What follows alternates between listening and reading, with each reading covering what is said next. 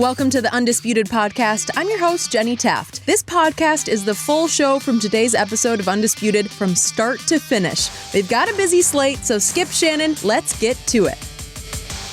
Good morning. Welcome to Undisputed. I'm Jenny Taft with Skip Bayless and Shannon Sharpe. Hope you guys had a great weekend. How are you doing today?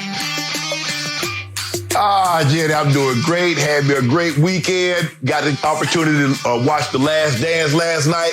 I found out some very interesting things, Jenny Taft, and I can't wait to share them with everyone.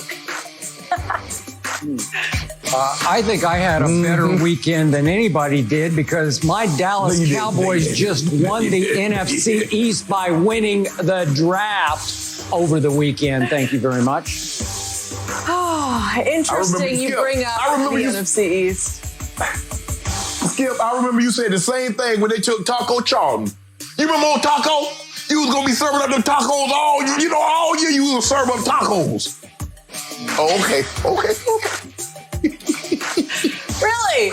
Get that in there. Okay, how about we do talk about the NFC East and everything that the Eagles actually did because they had a very interesting draft. They made the surprise pick of the second round by selecting Jalen Hurts with the 53rd overall pick. This only 1 year after Philly signed Carson Wentz to a 4-year, $128 million contract extension. So Shannon, I saw you tweeting about this. How do you explain it? Jenny, I don't believe there's an explanation that they can adequately give you because either one or two things are happening. Two things can be true. Either they extended Carson Wentz too soon because he had an injury history. Remember, his senior year in college, Skip, he missed half the season with a broken wrist. And then you come to find out, okay, he got nicked. Remember, Skip, he tore his ACL, missed the final 3 games, missed the playoffs. He hurt his back 1 year. He missed the last 3 games. And so this was the first year, if I'm not mistaken, maybe this year in his rookie season, were the first seasons in which he stayed completely healthy. And he's in the first year, he's 27. He's in the first year of a $108 million contract, $63 million, which are fully guaranteed. Now, Skip, I want to make this crystal clear. I'm not saying Jalen Hurts should not have been a second-round pick. I believe the Eagles shouldn't have selected him in the second round because I don't get what you're trying to do. And I've heard all these theories. They're going to have a package like Taysom Hill. I don't think Taysom Hill was that high of a draft pick, Skip. If you get a guy in the 5th or 6th round and you wants to use some gadgets, okay. But to spend a second-round draft pick, you don't spend that kind of draft capital on a guy and say, yeah, he's going to be a gadget guy. You're expecting him to play. And so it's almost, Skip, that you're betting that, nah, we don't believe he's going to stay healthy. But because you've invested so much money in Carson Wentz, you know what, Skip? That'll be $30, $40 million of dead cap. I just don't see it. It doesn't make sense to me.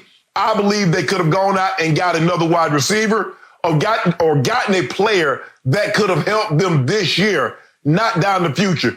Everybody's preparing for a rainy day, Well, I'm going to have this storage, but you're starving right now. What good is food 5, 6 years from now if you're starving right now? I get it. They did address, Skip, hopefully D-Jack comes back. They drafted a wide receiver. Okay, I get that. But I believe there are better needs, what they needed as a team, than a backup quarterback. It doesn't make any sense to me, and I get what they say, well, Carson knows what we think about him. He remember the picks that we gave up for him. We gave him a long-term contract. That doesn't mean anything. A 15-carat diamond ring does not mean anything to a female if her husband is having an affair. That's all I'm going to say, Skip Bayless. All the money that you spent, all the draft capital that you gave to give up means nothing if you do what they did. And that's my point. Okay. Quick point of order. Taysom Hill was an undrafted free agent signed by the Green Bay Packers and then cut after training camp. That's the difference in this situation and that situation. The Saints just picked him up off the waiver wire and said, well, let's give this guy a shot because he is 6'3", 230, and he did run a 4.4 at his pro day. He didn't even go to the combine. And he did have a vertical of 38.5 inches, which would have topped all the quarterbacks at the combine in 2017. So Taysom Hill came out of the blue for the New Orleans Saints. And I'll tell you what, Jalen Hurts came out of the blue going to Philadelphia in the second round for me. Now, to my overall takeaway, this made me sick on 2 levels. Number one, I have told you from the start, I love Jalen Hurts. Unfortunately, on another level, I hate the Philadelphia Eagles. I have hated them since I was 10 years old, and my mother somehow brought me this pennant from a game that she went to, an exhibition game, a preseason game at the University of Oklahoma featuring the Philadelphia Eagles, who were just on a barnstorming mission at that point back in my childhood, trying to put the NFL on the map. And she brought me a green pennant and wanted to put it up on my wall. I was like, no, I don't like it. I don't like the Eagles, and I despise the fact that a quarterback I love and Jalen Hurts is now an Eagle. I just can't stand the thought of it because I told you from the start, Jalen Hurts is good enough to be a starting quarterback in the National Football League, and he is good enough to carry a team to the playoffs on his leadership intangibles and his playmaking and simply his killer will, because he will put a team on his back and he will carry it. And Jalen Hurts, I know he had his struggles at Alabama, but if you look at his overall record at Alabama and Oklahoma, he was 38-4. And he played in as many big games as probably any quarterback who ever came out of college football when you talk about all the big games at Alabama and in the playoffs and then at Oklahoma and in last year's playoff. So the point is, I wanted him to go somewhere where I'd say, aha, he's got a shot. I don't know, Jacksonville. You'd say, well, maybe he could compete with Gardner Minshew for the job, at least in a year or two. And here, I don't know what they're trying to say. I don't get the message, because the best case scenario I can see off the top is he would be a Taysom Hill. He would be a gadget guy. He would be as they used to call Cordell Stewart in his first couple of years with the Pittsburgh Steelers, a slash, as in receiver / running back / whatever else you want to call him, but you don't even put a quarterback on the end of the slashes. So maybe there's a package. Right. Maybe it's Dougie P, as you call him, Dougie Prediction, as I call him, fearless, who can sometimes be fearful. Maybe he's saying, well, I'm the new offensive coordinator, because remember, they thought about hiring Josh McCown, who was their quarterback last year, their backup quarterback, and had to play the playoff game because Carson Wentz got a concussion early in that game. They thought about making him the offensive coordinator, and now nope, they didn't hire him. Doug Peterson is the coordinator, the play caller. He wears every hat on the football side of that organization. So he's saying, I want Jalen Hurts to be in all my packages. Yet I'm starting to wonder, do they really not trust? Because I have to ask this question. Do they not trust Carson Wentz as a performer and as a durable quarterback? He did get concussed early in the playoff game after he did make it through all 16 of the regular season games. So I give him that. He had a pretty good year last year. Pro Football Focus ranked him 16th. I've never been the biggest fan. I still think I think he gets a little deer in headlights in the pocket. Maybe he needs more weapons. And yet, in the end, he sort of got Aaron Rodgers a little bit, because they did take a receiver in the first round. But they took one that I thought was going to be a second or third round receiver in Jalen Reagor. And I know Mel Kiper was left scratching his head over this one, because they left 4 receivers on the board where I said, wait, they didn't take Justin Jefferson or Ayuk or Denzel Mims, or I could just go on. These are stud receivers. And I'm thinking, really? Jalen Reagor? And then they take Jalen Hurts in the second round. And I'm saying, gee, that wasn't a very good draft. We're going to get to my Cowboys in a few minutes here on the show. The Cowboys had a great draft. So I think the Eagles actually set themselves back with this draft, because I can't see where Jalen Hurts is going to help enough immediately to justify his second-round pick. And that's where, Skip, you and I agree. And I was saying, I forgot that Taysom Hill was a undrafted free agent, but I was saying, if you want to take a guy, Skip, and say the 5th or the 6th round, and you want to use him as a gadget guy, okay, that's no harm, no foul. That's not a whole lot invested in a guy. But you invest, when you take a guy with the second round, and I'm talking about a very high second round pick, Skip, that's a heavy investment. And I don't get the benefit of the first, unless, look, and knock on wood, Skip, I hope nothing happens, unless something happens to Carson Wentz. Is that what you're saying? It's almost, Skip, like you're betting that something's going to happen because, Skip, you don't want to talk it, you don't want to speak it into existence, or you don't want to do things that bring this like, man, we got that guy over there for a reason, just in case, just a rainy day. Skip, I don't get it. He's going into the first year of a $108 million contract. He's 27. You invested $63 million, fully guaranteed. Skip, I don't care what else happened to the rest of the contract. He's getting $63 million. And you take a quarterback. Skip, if Carson Wentz was 37, I don't know if I could have an argument with it, with his injury history. But a guy that's 27, and you just gave him $100 million, not even a year ago, and you go back and get another quarterback in the draft? Nah, I can't get down with this one. And I'm not saying Jalen Hurts should not have gone in the second round. I just believe Philly should have gone in another direction. It seems to me, Skip, they're trying to upgrade the receiver with speed. Jalen Reagor ran 4.42. We know what D-Jack can do. He still can get down the field in a hurry.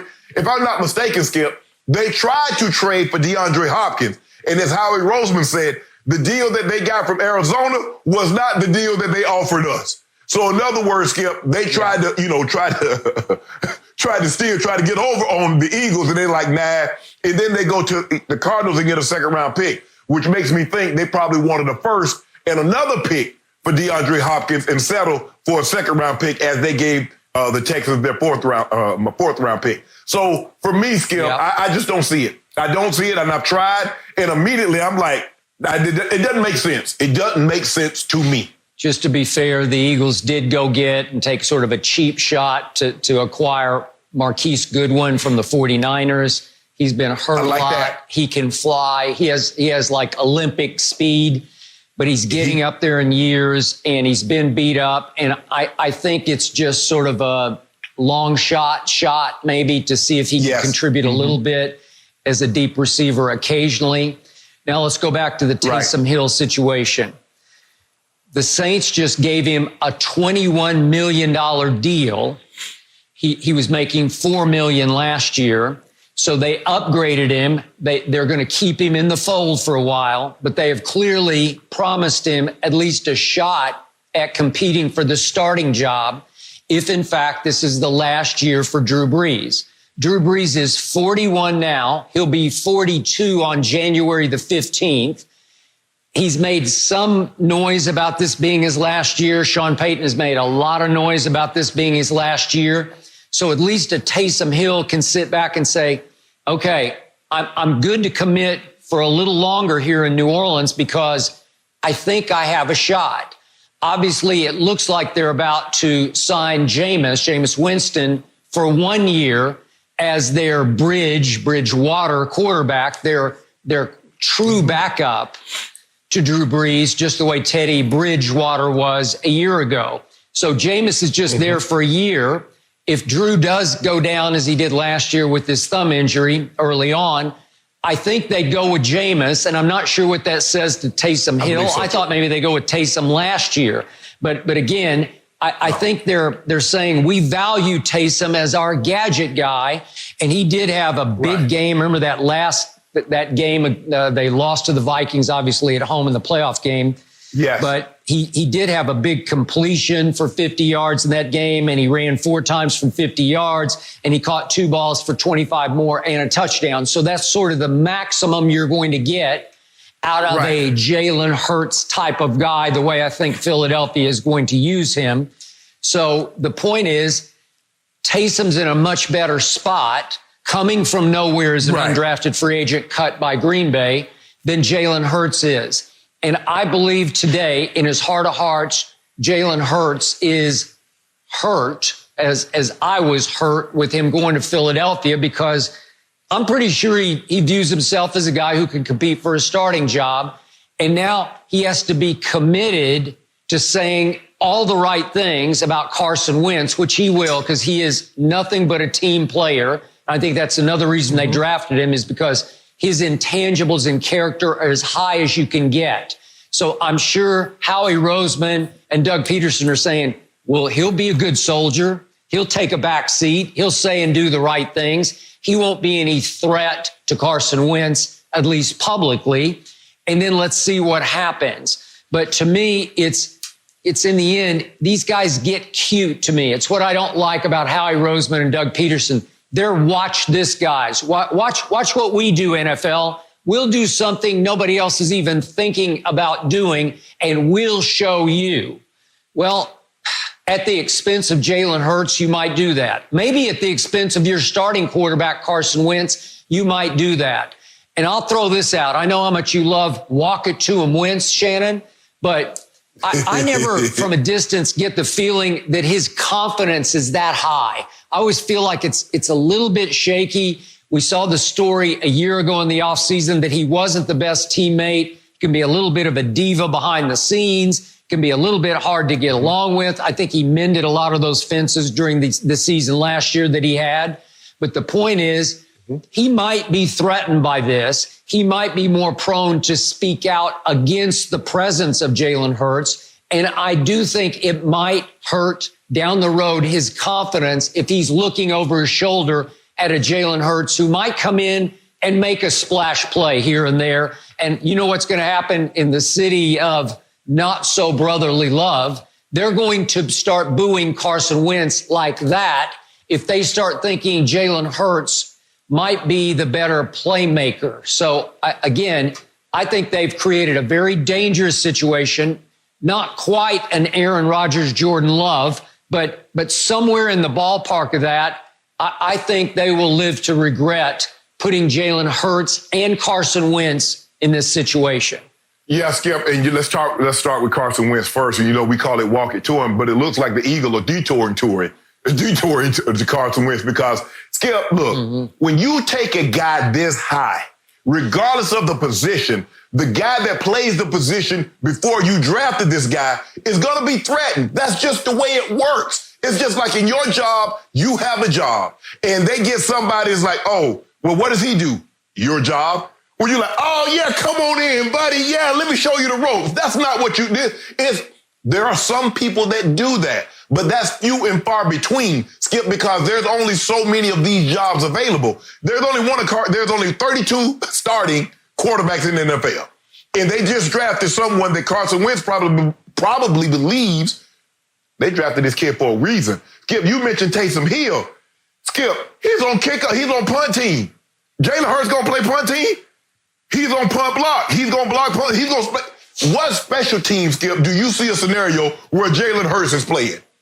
That's why they got Taysom Hill, Skip. And remember, he had, I think he blew out his knee either his junior year or his senior year. So that had a lot to do with why he didn't get drafted, invited to the combine.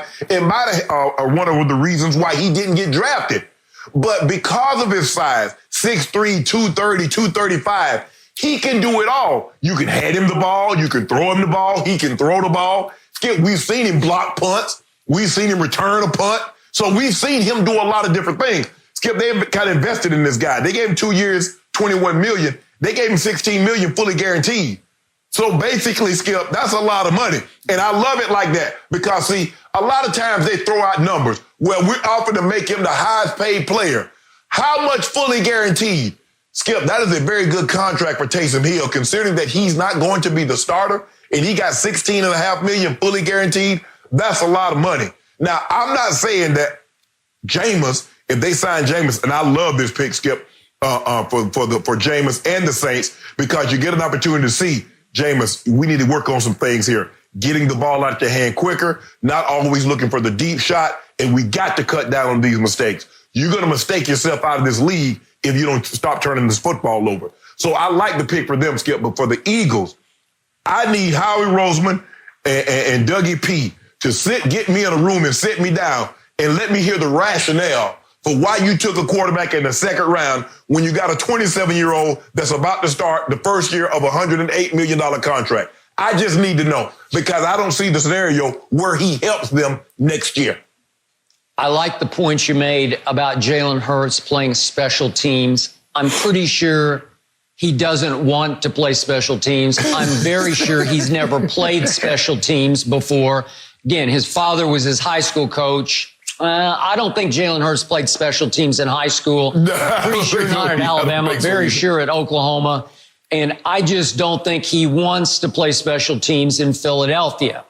As a second-round pick, I don't think you should lower yourself to ask him. It's beneath his dignity to be asked to play special teams. It was easier with Taysom because he came to you as a street free agent. He had been cut by the Green Bay Packers. And he was more of a gadget guy than Jalen ever has been or ever thought about being, because he was more of a jack of all trades. In high school, in college, he did get hurt. I think every year he was at BYU, he got hurt. And remember, he went on a Mormon mission to, I believe, Australia. So he came late to the NFL. So he's an older player. So he didn't have much leverage. He had to earn his way onto the New Orleans roster. So he came in with helmet in hand, so to speak, and he had to do the dirty work to even make the roster. Jalen Hurts as a second-round pick is going to say, gee, I don't want to play punt block team. It's not who I am or what I do. Now, I've always said about Jalen, he's Tebow-esque to me, but I don't mean that he's Tim Tebow. He's a much better consistent thrower of the football than Tim was, though Tim got deadly accurate in the last 5 minutes of those games for your Broncos back in 2011. But the impact of Jalen is Tebow-esque. He's got that kind of aura about him. He's that kind of playmaker because he will beat you with his arm even more than Tim could, and with his legs, maybe even more than Tim could. Jalen Hurts can really tote the rock. He's strong. He's always pound for pound the strongest guy on the team in the weight room. And he ran 4.5. He doesn't look fast with the football under his arm, but he's elusive and he's powerful. He's just hard to get on the ground. He will run through linebackers, and he has remained very durable as opposed to, say, Tua at Alabama. Jalen has always been durable. So I believe they're envisioning him as, we can play him at running back. We can play him at H-back. We can play him as a slot back. We can do a lot of different things with him to get the ball in his hands. Well, now we're back to what Drew Brees has had to put up with Taysom Hill. I've always thought it was a slight to Drew Brees, obviously a cinch first ballot Hall of Famer, that fairly regularly Drew Brees either had to trot out to the edge of the formation as a decoy, or he had to trot completely off the field and let Taysom run the show for a couple of plays, or at least for one. And I believe you're going to be seeing quite a bit of that next year in Philly. And Carson Wentz doesn't deserve that. He's been better than that to have to share some snaps with Jalen Hurts. It just doesn't work for me on either level. It's not fair to either quarterback. Jalen Hurts deserves a chance to win the job. And if they do give him a chance to win the job, then the joke is on Philadelphia anyway. You skip, because when you look at Taysom Hill. Taysom Hill went to the Saints kind of like I went to the Broncos. Okay, let me show you all the things I can do. You need me to play special teams? Okay. You need me on kickoff? Okay. You want me to play tight end, H-back, whatever you need me to play. Skip, Jalen Hurts says, I'm a second-round pick. You about to give me 3 years. You about to give me guaranteed money. So I don't need to show that I can run the football, even though I will. But Skip, he's not playing special teams. He's not being on punt, kickoff, kick return, punt return. He's not doing any of that. No mercy. Welcome back to Undisputed. Well, yesterday we got to watch 2 more episodes of The Last Dance that covered Michael Jordan winning his first title after getting past the Bad Boy Pistons. But we also got an inside look at how the Bulls made things work with Dennis Rodman and the return of Scottie Pippen from injury in the 97-98 season. So Shannon, what was your biggest takeaway from what you saw from these episodes? Jenna, I was listening very intently, and I made sure there was a calm all over the land. As a matter of fact, I went outside and I said, I don't want to hear a word. I don't want to hear nothing, no horns, no nothing, because I wanted to make sure I was hearing what I heard. You mean to tell me Michael Jordan needed teammates? That Phil Jackson had to instruct in Game 5, the clinching game. He comes to the sideline and he's talking. Michael, who's open? John, well, get him the ball. And he started passing John Paxson the ball. What? He started making the right play. Instead of him trying to go one-on-one like everybody instructs. Because I've heard this, Jenny, and I know you've heard it since you was a little bitty girl. Michael Jordan would have took that shot. Michael Jordan would have took the game over. But if you notice, when he was a solo act, he wasn't jack. It wasn't until he started getting Scottie Pippen involved, John Paxson involved. Did you know John Paxson, Skip, he was 9 or 12 in that Game 5, had 20 points. Because Skip Bayless, when LeBron James makes the right play, they miss. Oh, you got to take that shot. But see, Skip, I've been telling you this, and I tell everybody this. You make the right play, and you live with the results. You cannot make plays based on how you think it's going to turn out, because you'll be second guessing yourself all night long. I am so glad. I am so forever grateful that this came out, because it puts the rest. Because Skip Bayless has been telling people for 15 years, Michael told Steve Kerr he was going to pass him the ball, and that's why he did that. No, what I saw in Game 5 against the Lakers in 91, it was Phil Jackson. Michael, because he didn't call him Mike. He called him Michael. Who's open? And he over on the sideline with his head down. John, get him the ball. We've got to get that guy the ball. Move the ball. Huh. What? Skip, did you hear that too? Because I don't know. If you didn't hear it, I got my guy Roy on standby. I told him Skip Bayless might need a TV. And he says he has a 55-inch or an LED waiting for you. All I got to do is give him the green light. So if your TV wasn't working and you couldn't hear and see what was transpiring last night, I hit him on the phone and he'll be there by noon today. Just let me know. I hope you're finished, because I'm about to unleash on every last word you just said. Yes, you're right. That was Game 5, which became the closeout game of the Showtime Lakers. The Bulls were up 3-1 because of Michael Jeffrey Jordan on his way to becoming the MVP of that, his first NBA Finals victory and first MVP. And he went 6 for 6 in that category. So the point was, they did lose Game 1 back at old Chicago Stadium. I was there for the first game. I was sitting at courtside, so I know what happened. Sam Perkins made a big 3, and it was a big upset. But you could see all day long that the Bulls were just better, because Jordan was by far the best player on the floor. He absolutely destroyed the Lakers and their confidence in Game 2, and then in Game 3, and then in Game 4. And now we came to Game 5. I was also there at courtside. I wasn't in the forum. You couldn't sit courtside if you were in the media. You had to sit about halfway up. But I was right behind Chick Hearn, the great Lakers broadcaster.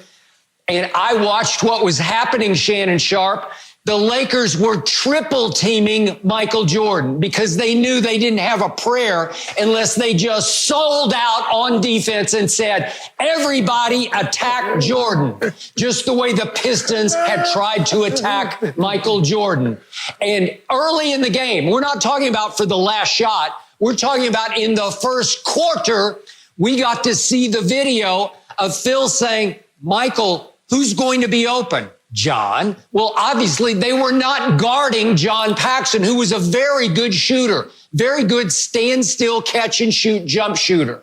And so Michael said, okay, I'll give it a try. And John made his first jumper. And then he said, okay, I'll give it another try. And he made his second one. And Michael said, okay, he's got a hot hand. I'll feed him. And they tripled Michael, and he kept feeding John Paxson. They weren't 3-point shots. They were 2-point jump shots. I'm talking about wide open, 18-foot. Oh, you're really going to let me have this kind of jump shots? And he kept catching it, going up and shooting the equivalent of free throws. And he made 9 of them, and he scored 20 points. And it was the difference in a game that wound up 108-101 Bulls. It wasn't even really close. It was, in the end, they just pulled away pretty easily because Jordan scored 30 and Paxson scored 20. So I have no idea why you're trying to make such a big deal out of that. And my biggest takeaway, to your point, was I still haven't gotten over the fact that a guy I know very well, in fact, I consider Doug Collins a friend of mine. And when he coached Michael for those first 3 years after Stan Albeck, his whole idea was, I've got the best player on the planet. The classic, the money quote last night was my man sitting there saying, Doug Collins saying, gee, do you realize I'm coaching a guy who's the MVP of the league? He's the MVP of the All-Star game. He's the defensive player of the year. And he's the slam dunk champ twice in a row. And Doug is saying, what am I supposed to do? I'm just going to get him the basketball, and I want everybody else to get out of the way. And that's what was happening. And if Michael had grown up under Doug and gotten to the point where the great Tim Grover, his trainer, had said, we need to put on 15 pounds of muscle, I believe Doug Collins could have coached Michael and the Bulls to at least as much success as Phil Jackson did. Phil's got a little bit of snakery in him too. So he realized that if he bonded with Tex Winter and he kissed up to Jerry Krause, maybe he could sort of snake the job out from under Doug Collins. And he did. Mm-hmm. And he went on to install the triangle, which is a bunch of hocus pocus. In the end, all those Bulls team, when it came push to shove, there's no triangle. The triangle is the devil's triangle. It's Michael Jordan. It's like, give him the ball and you guys are done. You're dead because he's going to score it every time. And all I got to leave you with is this. Under Phil Jackson, what happened in the very last game that Michael Jordan played as a Chicago Bull? It was Game 6 at Utah. He scored 45 points. The rest of the team scored 42 points. Scotty scored 8. Mm-hmm. And Scotty was wide open on the wing for the last shot of the game. I'm open. And Michael gives him one little glance like, stop it. And he goes up and holds the pose on Brian Russell. And you know the rest of the story. That team it started with Michael Jordan and it ended with Michael Jordan. So I appreciate you bringing all that up.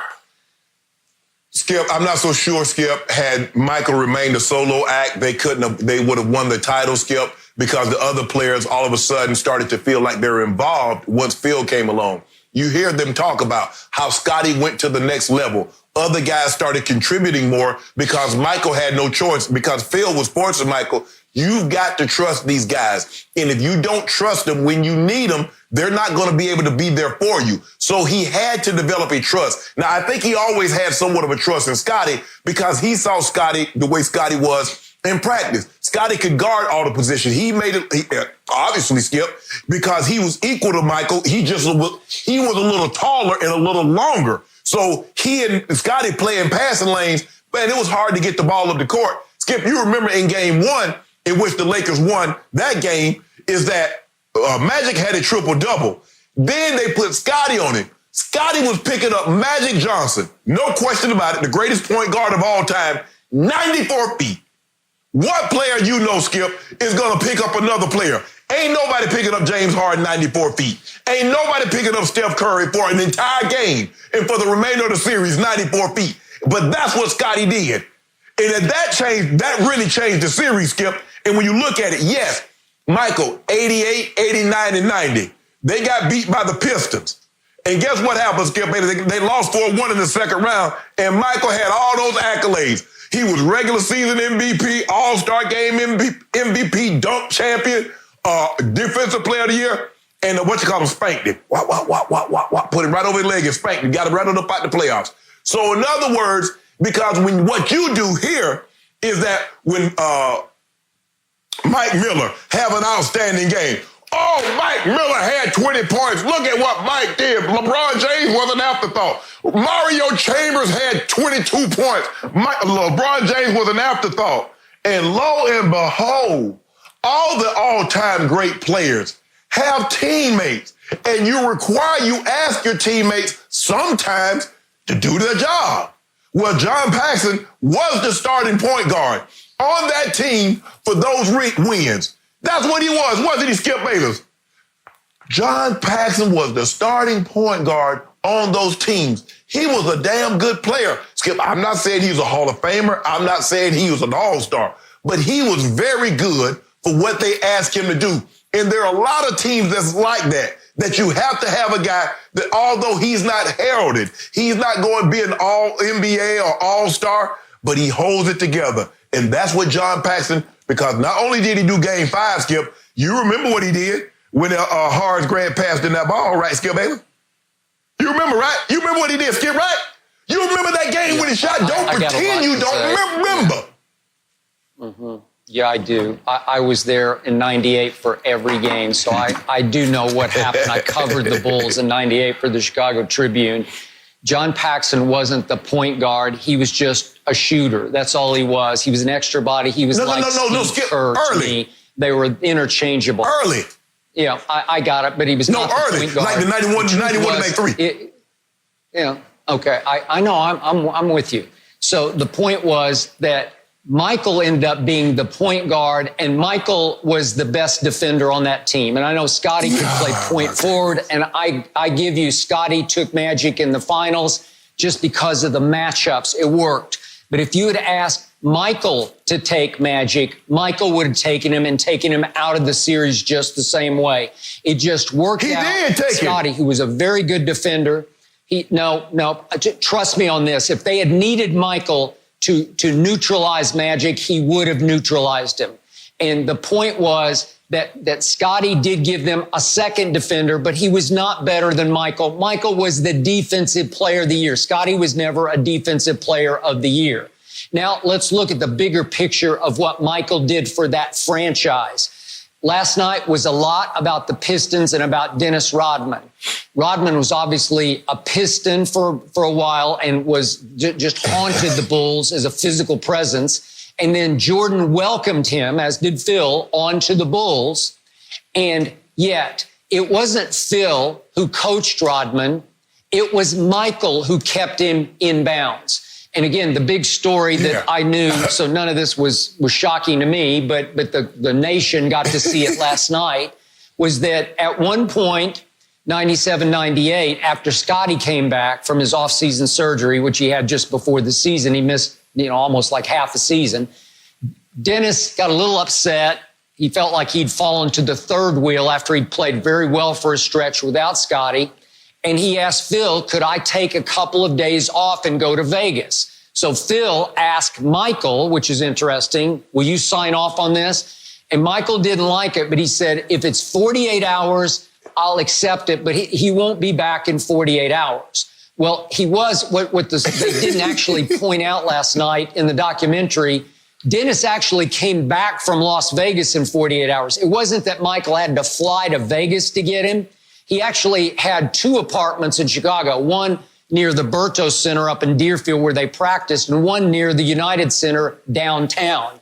And Michael had to go to that apartment downtown and knock on the door because Dennis just didn't feel like yet coming back to the Bulls. And I believe there was a Carmen Electra sighting there. At least that's what she said. Yes. It was always something with Dennis, but it was up to Michael to keep Dennis in check, and he did, because Dennis Rodman was scared of Michael Jordan. So when Michael came down hard on Dennis, Dennis took it from Michael in ways he wouldn't take it from Phil or from anybody who ever coached him back to southeastern Oklahoma. So it was magical what Michael did with Dennis through that run and those three championships the second half of his run in Chicago. Well, Skip, let me tell you how Michael neutralized Magic in the first game. He neutralized Magic so much in the first game, Magic put a triple-double on him, and the Lakers won the game, which was the only game they won. And from that point on, Phil put Scottie Pippen on Magic Johnson, and we know the outcome. Second, Skip, Dennis Rodman out of his mind. Skip, you cover football a lot longer than you cover basketball. You know there's no way in hell that a player can go to a head coach and say, man, I need a vacation in the middle of the season. And say, man, I need me a vacation, man. Hey, I need 48 hours. I need something. Man, that coach will say, man, if you don't get your you-know-what out my office, Skip Bayless, there is no way in hell. I don't care who, I don't care how player-friendly he is, and I don't care who the player is. You're not getting Skip, you're not getting a vacation during the season. Dennis Rodman went to the Bulls, went to Phil. But Skip, I love how Phil did it. Phil said, Michael, Dennis got something he want to tell you. Phil said, I'm not telling Michael. I'm going to bring Michael in this office, and you go tell him. And Dennis said, hey, bro, I need a vacation. And Mike already knew. Say, if we let him go, he ain't coming back. And the second of all, Skip, and I know you noticed this too, Michael Jordan has not forgiven the Pistons and Isaiah Thomas because he believes it was Isaiah. Now, Isaiah said it was Bill Laimbeer says we ain't shaking him, you know what's hands. Michael Jordan believes it was Isaiah. He says, Isaiah, you're the leader of that team. You should have known better. Because, Skip, you remember years before, the Boston Celtics did the exact same thing to the Pistons. And I remember it like it was yesterday.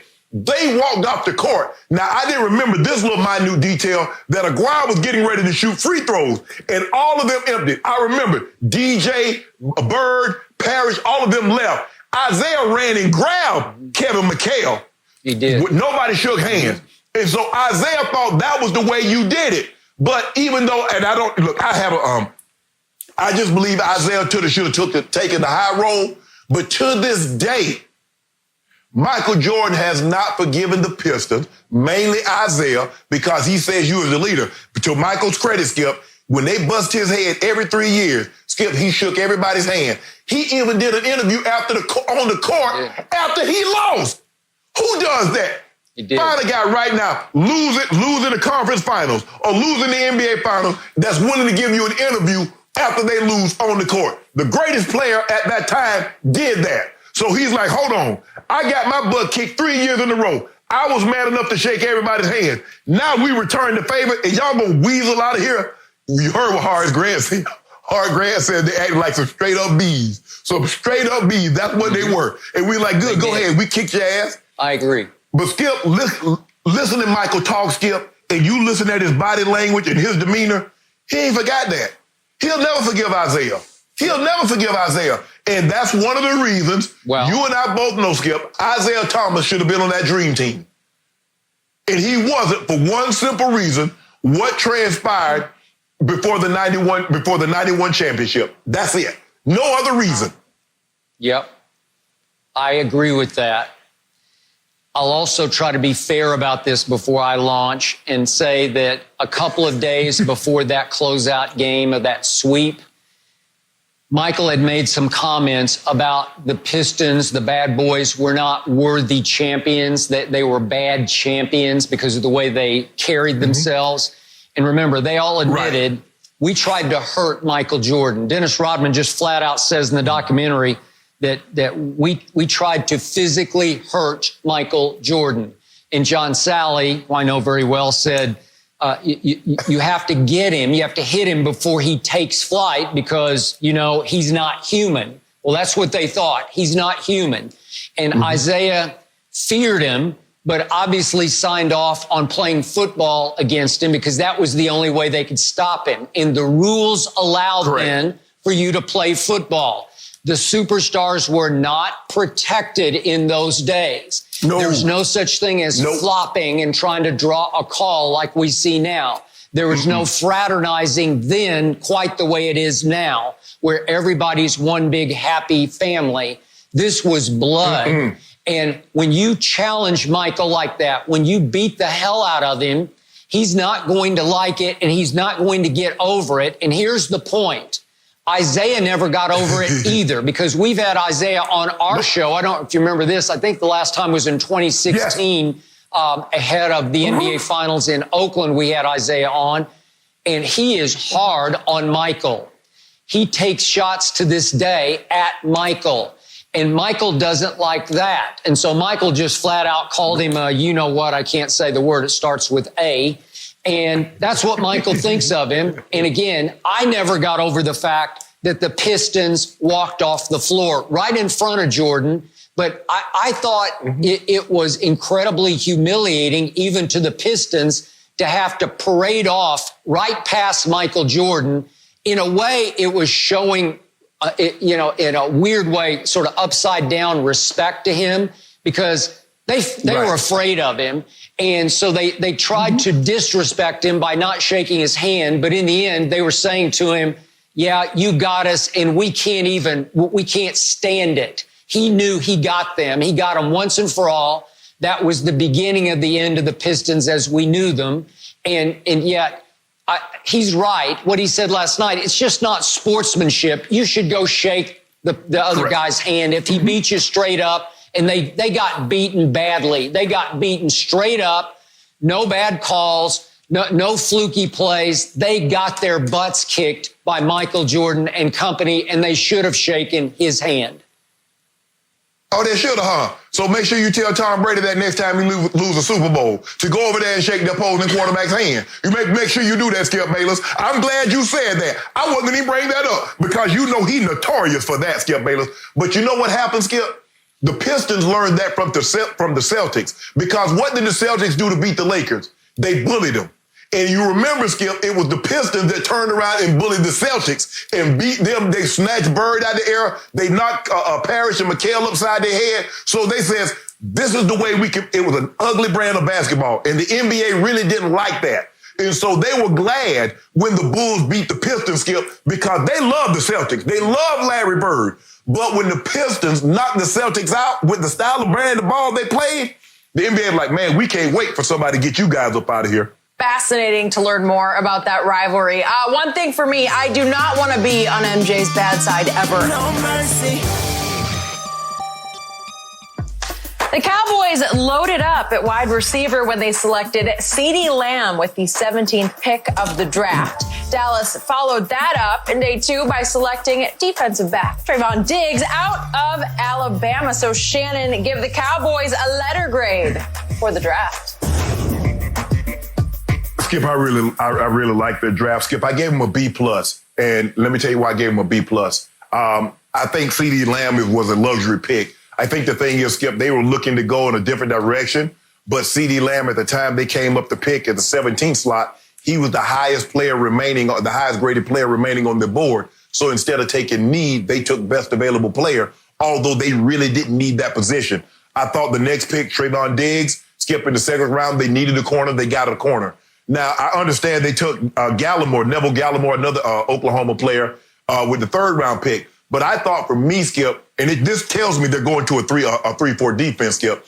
I thought they really needed an edge rusher. Now, they might know something we don't. Maybe they believe that Aldon Smith and Gregory will get reinstated. And so maybe that's one of the reasons why they didn't take an edge rusher higher, Skip, is that they believe these guys are going to be reinstated and they'll be able to give them something from those spots. But it's hard to argue that they don't get a good grade because they feel the need. They needed a center for the sudden retirement of Travis Frederick. They went out and got a center. But the thing for me, Skip, is that they didn't get the edge rusher until they took the guy out of Utah in the 5th round. So I felt if they'd got an edge rusher sooner, I would have given them an A. But it's hard for me to give them anything. They deserve a B+ because I thought Will McClay does a great job of scouting. Jerry Jones was on his yacht. Maybe that's why he was a Skip. He probably was out far enough. Nobody could get on a speedboat and get to him soon enough, so he wouldn't do anything dumb. But I thought they did a very good job, Skip. I like the CeeDee Lamb pick. I don't love the CeeDee Lamb pick because, like I said, Skip, they made a strength. They took a strength and made it even stronger. But it's hard to argue with what they got and the needs that they were able to fill. I just wish they would have filled the edge rusher a little sooner. But like I said, maybe they believe that Aldon Smith and Gregory will be reinstated and they'll be able to give them something. But I gave them a B+, Skip. That's big of you. Now it's my turn. How about my Cowboys? My Cowboys won the draft. I'll give you that Baltimore had a very good draft. Dallas had a little better draft. Pro Football Focus gave my Cowboys an A+. I'll be objective and just give them an A because it was sensational. And as Stephen Jones said yesterday, you're going to have to go a long ways to be more all-time than how we hit on pick after pick after pick. Because what happened, Shannon, was, let's start with CeeDee Lamb. He's the steal of the first round. They had him ranked 6th on their board, and he fell in their laps at 17. And CeeDee said on Saturday, I didn't even talk to Dallas. We didn't even communicate except briefly at the combine. So it was the last thing on his radar and the last thing on their radar that he would fall to them. I give Jerry Jones high marks for saying, what? And scrapping whatever plan they had at 17 and saying, we have to take a receiver. We do need a slot receiver. And he played about 50% of his Oklahoma snaps in the slot. But you have to take the ultimate playmaker. I told you, to me, he's the best receiver in the draft. You stole him at 17. And then you proceeded in the next 5 picks to steal every one of those picks because every player they took from then on should have been drafted at least 1 round earlier. Let's start with Trevon Diggs. I'm not the biggest fan of his, but I kept trying to evaluate him as the 17th overall pick because a lot of people were mocking Diggs to the Cowboys in the first round at number 17. They got him at 51. My concern was when I watched LSU in Alabama, Jamar Chase, who can really play, he was hurting Trevon Diggs. Diggs is a press corner. He's a big physical corner. And I love it that his big brother can really go get the football because Trevon, when he was a senior, obviously in high school, he was a star receiver. He's a ball hawk. He loves to get his hands on the football and intercept the football. He is the polar opposite of Byron Jones, who they lost in free agency, obviously, to the Dolphins, who dramatically overpaid for a guy who had 2 interceptions in 5 Cowboys seasons. Diggs will intercept the football. Maybe he's bound to be a safety at some point, and that would be just fine with me. And then we go to 3rd round. You brought up Neville Gallimore. I watch every snap Oklahoma plays because I'm born and raised a Sooner fan. Shannon, trust me, what do I always tell you about how I study college players?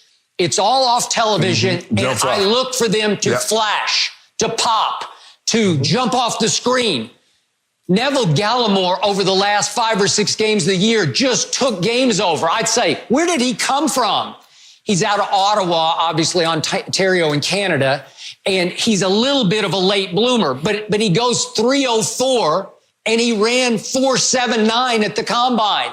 He can flat fly for a big man, and he's a force. He's high motor. He's a game changer because he's just a relentless people mover in the middle of the field. So I thought it was to get him in the 3rd round is because he's at least a 2nd round pick to me.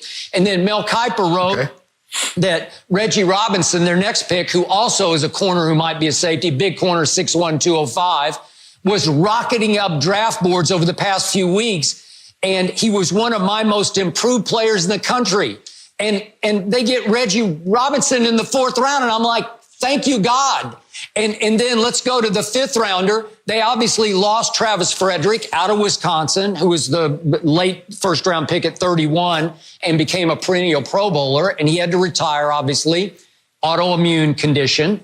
And yet they go back to Wisconsin all the way down at the bottom of the 4th round.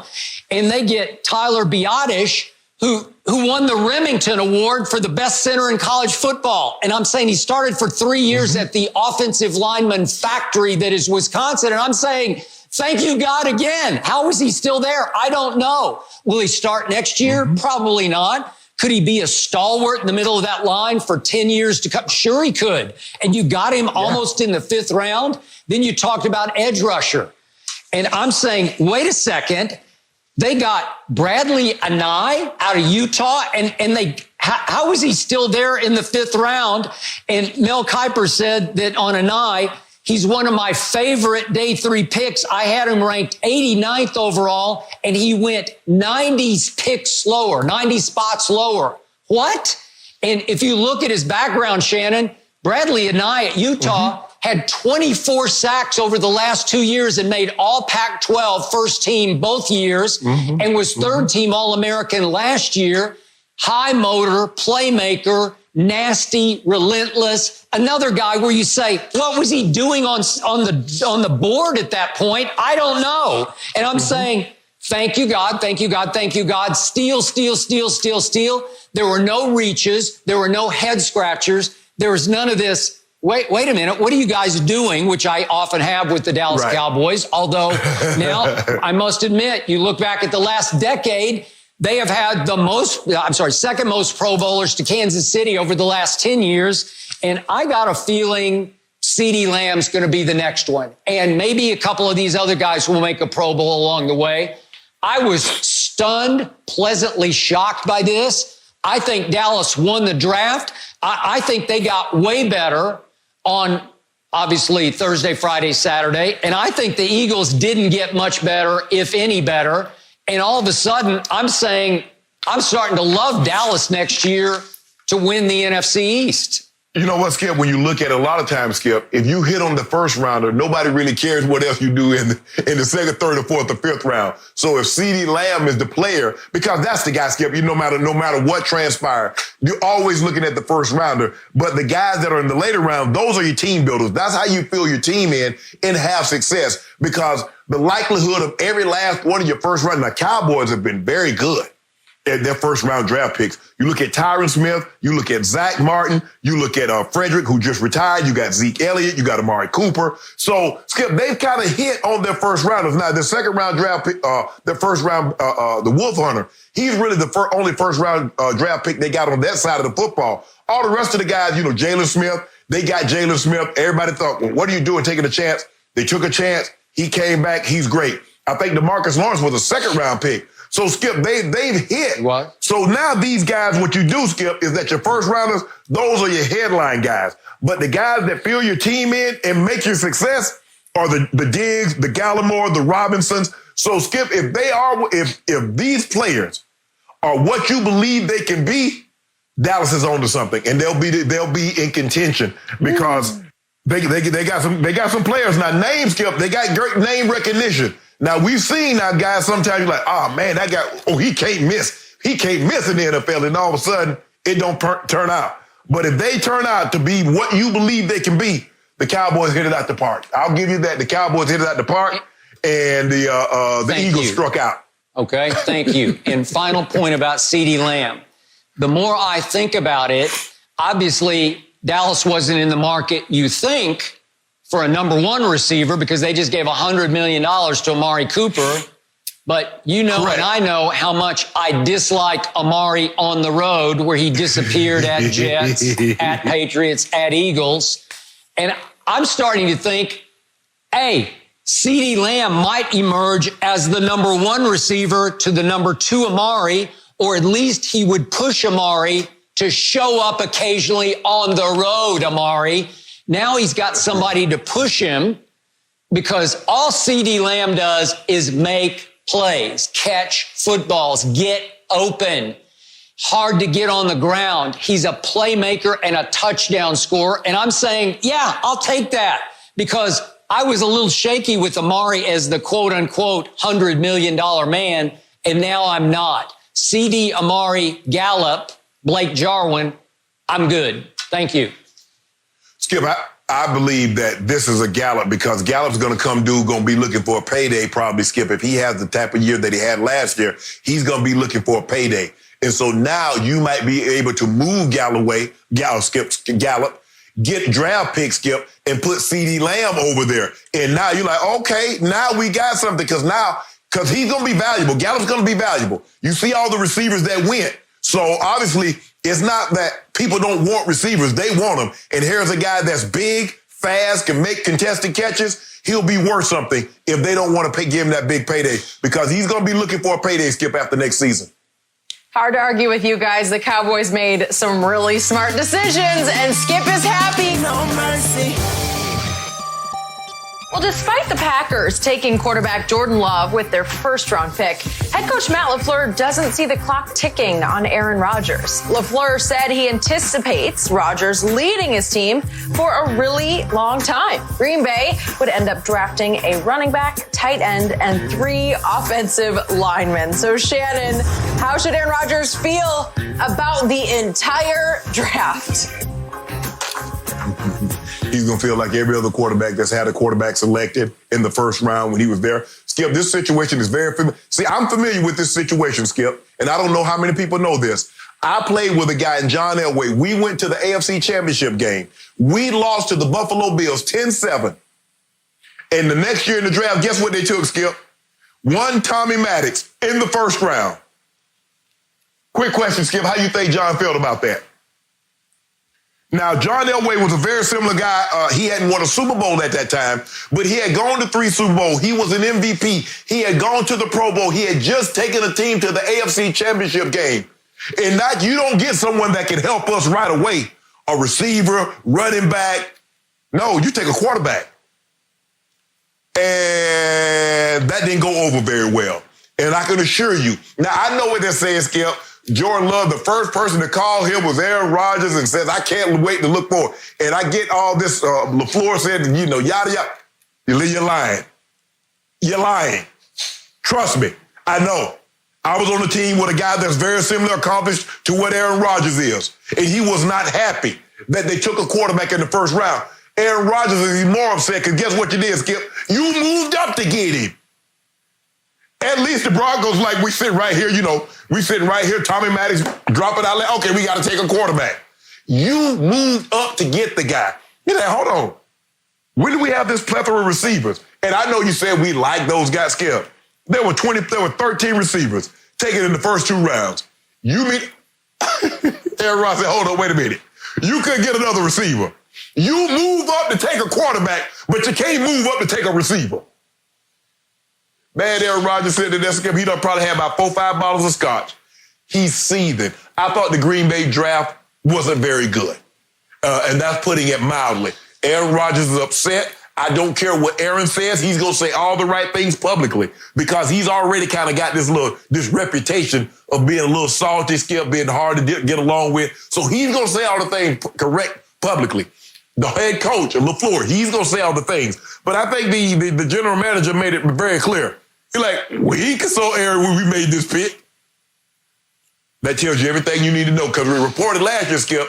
He's like, hey, don't you be the problem, Aaron. Don't you be the problem. Yep. So just for the record, Shannon Sharpe, Mel Kiper gave the Green Bay Packers the worst grade of all 32 teams in the draft. The worst grade. And as you know, I've never been the biggest fan of Aaron Rodgers, but by Saturday night, I was starting to feel sorry for Aaron Rodgers. This is not fair to him. In fact, this is starting to feel, remember the word I invented about Belichick versus Brady? It's starting to feel a little sabotagey going into next year where they're making it virtually impossible for Aaron to succeed next year so they can fast track him right out the back door for the following year, or maybe 2 years, but at least sooner than later in favor of Jordan Love. Now, look, if Jordan Love turns out to be the next Patrick Mahomes, my hat's off. Like, I got no quarrel with this. But it looks like they're heading in a new direction even next year with Aaron at quarterback, because I read this from a Milwaukee Journal-Sentinel reporter who said that he had talked to an agent who said that his inside word was the Packers are moving in a new direction as a run-oriented team next year, because What player, Shannon, did they take in the next round? They took A.J. Dillon out of Boston College, who is a Derrick Henry of a big banger at almost 250 pounds. And it looks like, again, you know how big a fan I became last year of Aaron Jones. I thought he was the real Aaron MVP of the Packers. I thought he had a better year than Aaron Rodgers did last year. Right. And I got to meet Aaron Jones. He came up and introduced himself to me on South Beach at the Super Bowl. And he's a great young man. And again, he loves to beat up my team, the Cowboys, because he grew up a Cowboy fan in El Paso in South Texas. But the point is, maybe he should be a little concerned going into next year also, because if you look at A.J. Dillon's history at Boston College, he was a big banger, a big part of their offense, because 3 years he had huge high carries. He had 300 carries as a freshman when he was what they call the rookie of the year in the ACC. Then he got hurt for a couple of games, had 227 carries sophomore. And then last year he had 318 carries and his yards went 1,600, 1,100 and 1,700 yards. So he can tote the rock. And I think that Gutekunst, the GM, and LaFleur, the head coach, are saying, well, wait a second. If we don't trust Aaron anymore to get it done, how about we start trying to do what Tennessee did to sort of supplement how much they didn't really believe yet in Ryan Tannehill. And Derrick Henry, obviously, down the stretch last year just took over game after game. So I think Aaron's going to find he'll be throwing the ball even less next year as A.J. Dillon takes over as the driving force of the offense. And then Mel Kiper concluded in his draft analysis, he didn't like any pick. In fact, that DeGuara they took, he's kind of an H-back out of Cincinnati, and I don't know him, but Mel didn't have much respect for him. And from then on, he just said, I don't see any impact pass catchers. I don't see anything. And he just couldn't figure out, to your point, how do you not take one of those receivers? There must have been 12 receivers all the way down to that SMU kid, Prochet, who Baltimore took, I think, in the 7th round. I liked him. And you tell me you can't even get him? Like, what are you doing to Aaron Rodgers? So I think the handwriting is all over the locker room walls, just scrawled, on the way out, Aaron Rodgers, thank you for playing. Skip, there were 13 receivers taken in the first 2 rounds. And I guess what he was saying, the general manager was saying that anybody that went after those 13, we don't even know they can make our roster. Well, damn, how many Devontae Adams y'all got on y'all roster? I just see one. Now, Lazard and Kumaro and Valdez-Scantling, they get EQ, Saint coming back, Skip. But he make it seem like he got Julio and Mike Thomas on the other side of Devontae Adams. Skip, they did sign Devon Funches in the offseason. But, Skip, when I look at this, I'm like, okay, how many of these guys, Skip, of your draft? Because at some point in time, Skip, you have a draft, the guys got to contribute. Somebody's got to make a contribution this year. I'm not understanding that you get drafts and Skip, you said, okay, build it. But you going to get somewhat, if anybody going to make a contribution this year. And for me, Skip, if you want to go into a running team, hell, you could have saved yourself $80 million. Because you gave Aaron Rodgers almost $80 million fully guaranteed, and you got him on the books for another 33, 34 a year for the next 4 years. What they're doing does not make any sense to me. Now, I know Aaron is going to play the good guy because he already has, this reputation. And so he's going I understand they're building for the future, but trust me, he's seething. He's seething because when you take a quarterback, Skip, what quarterback we know, Skip, in the history of time has been happy. Forget if he's a first rounder. When you bring it, look at Joe when they brought Steve Young on. How'd that work out, Skip? Now, here's Joe Montana, accomplished as he was. Why you bring him on? Peyton Manning never had a problem with it, Skip, because they had quarterbacks that were free agent in 10th and 11th round draft picks. But you start bringing guys, the first rounder, second round draft pick at that quarterback position, well, you got problems, Skip. You're going to have problems. Well, again, my friend Lil Wayne hates me saying this, so I apologize once again, Wayne, for this, but I cannot tell a lie.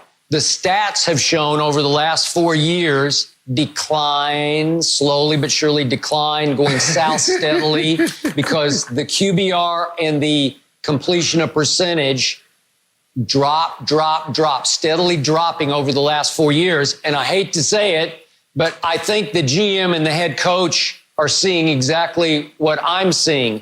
Even the percent of 20-yard completions fell dramatically last year. So in the end, I think they're just saying it's time for him to go. It's time for us to transition.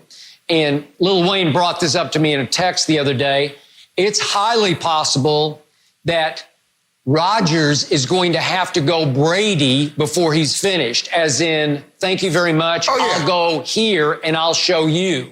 So maybe Aaron's bound to finish somewhere besides Green Bay. He's 36 now. Yeah.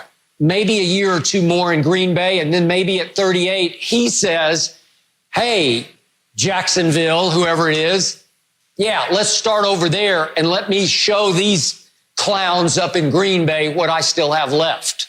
Yeah, Skip, that's how it works. I mean, once you saw Joe Montana and some of the all-time greats have to finish their career, Brett Favre, or Emmitt Smith, or Jerry Rice, Skip, once you start seeing these all-time greats, nobody, and now Tom Brady, as accomplished as he is having to take his show on the road. So Aaron Rodgers knows that he's not special. I mean, not in the eyes of you, Skip, he's transcendent. But there's a likelihood, a very good chance, if he wants to continue to play as long as he believes he can, he's probably going to have to do that for another team. 35 wide receivers were taken in the draft, guys. Not one of them went to Green Bay, and that is how we're going to end that discussion. No mercy. Welcome back to Undisputed. All right, the Eagles made the surprise pick of the second round of the NFL draft by selecting Oklahoma QB Jalen Hurts with the 53rd overall pick. This only a year after Philly signed Carson Wentz to a 4-year, $128 million contract extension. So, Skip, what was your immediate reaction to this pick by the Eagles? At first, I was shocked. It took 2 minutes for the reality to set in. Jalen Hurts just got picked by the Eagles. And then reality did set in. And I can't tell you how sick to my stomach I got. I had more mixed emotions, I believe, than Aaron Rodgers probably had mixed drinks on Friday night after Jordan Love was taken by the Packers. And the point is, I love Jalen Hurts. Shannon knows how much I've raved about him all year long once he went to the University of Oklahoma, where he had 32 touchdown passes to 7 interceptions, and he ran for 20 more touchdowns. That's 52 touchdowns he scored. And he often just put that team on his back and carried it to an epic comeback win at Baylor, carried it to a big win over Baylor to get into the college football playoffs, get to the national semifinal. I've told Shannon again and again, he can be a starting quarterback in the National Football League, and he is highly capable of carrying an NFL team into the playoffs. I love him. But I hate the Philadelphia Eagles, and I have since I was 10 years old. I can't stand that irpy green color that they wear. I don't like anything about this current regime. Their arrogance, their aloofness, their we're coolness, their we know more than you know. And this was the epitome of Doug Peterson and Howie Roseman saying, watch what we do.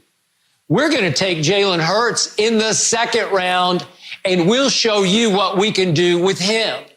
Well, I wanted him to go be able to compete at least after a year for a starting job. And I don't think that's going to happen in Philadelphia. I've never loved Carson Wentz the way Shannon does, and I don't love his durability or lack thereof. But he did make it through all 16 games last year, and down the stretch, he played very well. Maybe not for the whole year. Pro Football Focus ranked him 16th overall, but he did play well down the stretch. And then right on cue, he got concussed early in the Seattle playoff game, and he threw 4 passes and completed 1 for 3 yards. So that's all he's ever done in the playoffs is 1 of 4 for 3 yards. And I'm starting to wonder, wait a minute, are Dougie P and Roseman starting to think, gee, we're not sold on Carson Wentz? Or is it just that they're going to say, we got us a Taysom Hill and watch what we can do with Taysom Hill. We'll run him as a running back, a slot back, a receiver, a little bit of quarterback, blah, blah, blah, blah, blah. It's like flashback to Slash, which they called my friend Cordell Stewart when he was the Pittsburgh Steeler, quasi quarterback in their Super Bowl year, in which in 95 they got to play Dallas in the Super Bowl and got crushed. But that was when Cordell was trying to be the quarterback, but he actually got to become the quarterback and got them all the way to the AFC Championship game that they lost to Tom Brady / Drew Bledsoe. But again, he got his shot. Taysom Hill thinks now that he's got a 2-year, $21 million contract, he's going to get a shot to replace Drew Brees after maybe next year.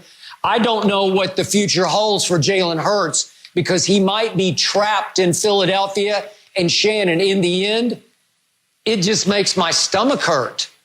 Well, Skip, the thing is, the difference is between Slash and what transpired to him, Skip, because you remember Neil O'Donnell left the next year. After that Super Bowl, Skip, he got the big money from the Jets. So they were looking for a quarterback. And you know the Steelers, Skip, they were real cheap. They're not spending a whole lot of money. And so they knew the market was going to be more than what they would bear. And so they're like, nah, we're going to move on. So there was Cordell was actually fast-tracked to become the starter because Neil O'Donnell had left. Well, you just gave a guy $108 million guaranteed, $63 million of it fully guaranteed.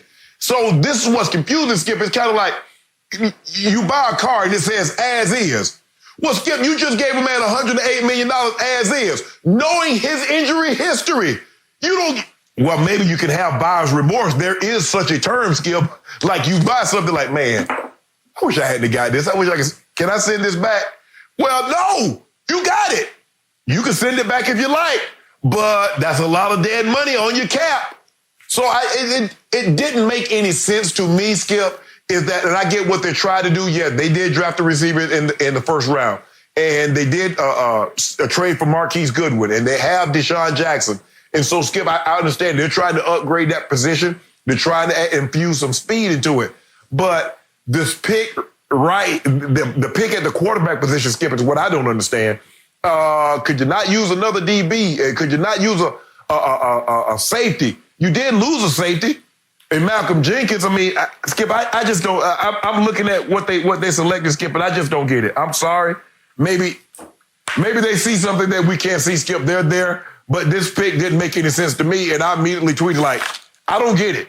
Not a 27-year-old you just gave $100+ million to. Skip, he's in the first year of the contract. I can see if he's entering the last year of the contract. He's at the start of the contract. So he has basically, it's a 5-year deal because, Skip, he had the option that they picked up. And they gave, so he got 6 years left. Come on, man. And nobody, except to them, Howie Roseman, Dougie P, does this make any sense? Because it makes absolutely no sense to me. So I'll go to the end of the limb and I'll go on record. I believe Jalen Hurts can be a better NFL starting quarterback than Carson Wentz. That's just my gut feeling, but I've never been the biggest Wentz fan. He played, right, by my view of him, very well last year, and I gave him that. But remember, the pivotal game, the sink or swim game in his house, he scored 17 points against a pretty bad Dallas defense. And it was there for the taking. And Dak, who had a bum shoulder, he'd gotten his shoulder hurt the previous game. Dak missed Tavon Austin, who was wide open for a touchdown that could have tied it if they'd gone for 2 and made it, obviously. So it's not like Carson Wentz just lit them up last year and they got blown out the first game at Jerry World. So I don't fear Carson Wentz, but I'll be honest. If Jalen Hurts ultimately becomes the starting quarterback of the Eagles, I'm going to fear Jalen Hurts. And yet it's going to tear me apart because as much as I've rooted for him at the University of Oklahoma, there is no way, Jalen, I'm ever going to root for you if you become the starting quarterback of the Philadelphia Eagles. It's over. It's done. I'm cutting ties. I'm emotionally removing myself. I'm recusing myself. You will not get any rooting out of this mouth, Jalen Hurts. No, whoa. What happened to blood? What happened to blood is thicker than water? Oh, you roots. Oh, you born and bred. Oh, that's my guy. Oh, Jalen Hurts, the Heisman Trophy. And now you go discard him because he goes to the rival team. Skip. But here's the thing. You have to give Carson Wentz credit. You look at what he lost. Alshon goes down, D-Jack goes down. Really, Miles Sanders came on late, but the running game never materialized with the exception of a few games. Jason Peters was in and out of the lineup. They lost a big right tackle also for a couple of games. So, Skip, considering what he was playing with, you have to give him a lot of credit. I believe he's turned the corner as far as injury. Now, I believe it was a late shot. I believe he got hit behind the head, and we know what happened in that playoff game, Skip. But this doesn't make any sense to me. A guy that doesn't get hurt. Okay. Yeah. So quick final thought. I was sooner born and sooner bred. And when I die, I will be sooner dead.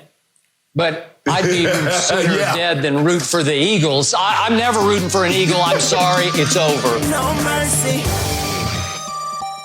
Well, yesterday we got to watch 2 more episodes of The Last Dance that covered Michael Jordan winning his first title after getting past the Bad Boy Pistons. Heading into that season, Jordan lifted more weights to put on several extra pounds of muscle, knowing that he'd need to take the pounding from that Detroit team. So, Shannon, what would have happened to LeBron if he had run in to the Bad Boy Pistons from the 80s? Jenny, Skip, you've heard me say on several times, I've heard people say the greatest asset that an individual or animal can have is not size, it's not strength, it's not speed, it's not height, it's not size, it's adaptability. Now, we see that in today's society because now we can't eat in and dine. Guess what restaurants have had to do? They've had to adapt, give you takeout. Skip, did you know Mastro's do takeout now? I never would have thought I'd be able to get an A5 Wagyu, a $500 steak. Their kid could bring it out. That butter cake, Jenny, you know that?